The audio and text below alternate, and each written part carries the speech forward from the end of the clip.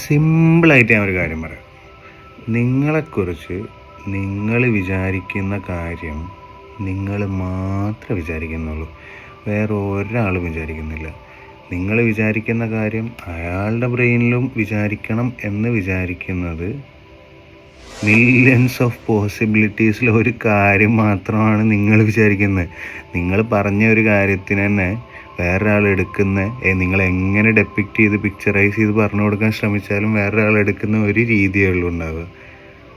അത് ഒരേതാവണം എന്നൊന്നുമില്ല, ഒരു നിർബന്ധമില്ല. അപ്പോൾ നിങ്ങൾ വിചാരിക്കുന്ന കാര്യം നിങ്ങൾ മാത്രമേ വിചാരിക്കുന്നുള്ളൂ, അതാണ് അതിൻ്റെ സത്യം. എന്നാൽ ഞാനൊരു കാര്യം പറയട്ടെ.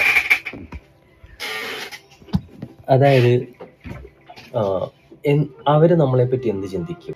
അവർ ചിന്തിക്കട്ടെ, അവർക്ക് ഇഷ്ടമുള്ളവർ ചിന്തിക്കട്ടെ.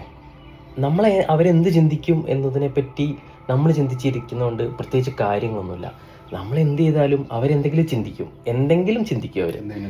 അപ്പോൾ അത് ചിന്തിക്കുന്ന കാര്യം അതവർ അയ്യോ അങ്ങനെ ചിന്തിക്കില്ലോ എന്ന് നെഗറ്റീവ് ആലോചിച്ചിട്ട് ചിന്തിച്ചിട്ട് ഒരു കാര്യമില്ല. അവർ ചിന്തിക്കുന്നത് പോസിറ്റീവായിട്ട് നമ്മൾ എടുത്താൽ മതി. അവർ ചിന്തിക്കണമല്ലോ. ചിന്ത എന്ന് പറയുന്നത് വളരെ ഫ്രീഡം ഉള്ള ഒരു സംഭവമാണ്. ആർക്ക് എന്ത് വേണമെങ്കിലും ചിന്തിക്കാം. മനുഷ്യന് കിട്ടിയ ഏറ്റവും വലിയ ഒരു ബ്ലെസ്സിങ് ആണ് ചിന്ത എന്ന് പറയുന്ന സാധനം. അത് മീൻസ് ഇപ്പം ഞാനിപ്പോൾ എന്തെങ്കിലും ഒരു കാര്യം ചിന്തിച്ചുകൊണ്ട് ഞാൻ എന്തെങ്കിലും എനിക്ക് അതൊരു തെറ്റെന്ന് പറയാൻ പറ്റില്ല.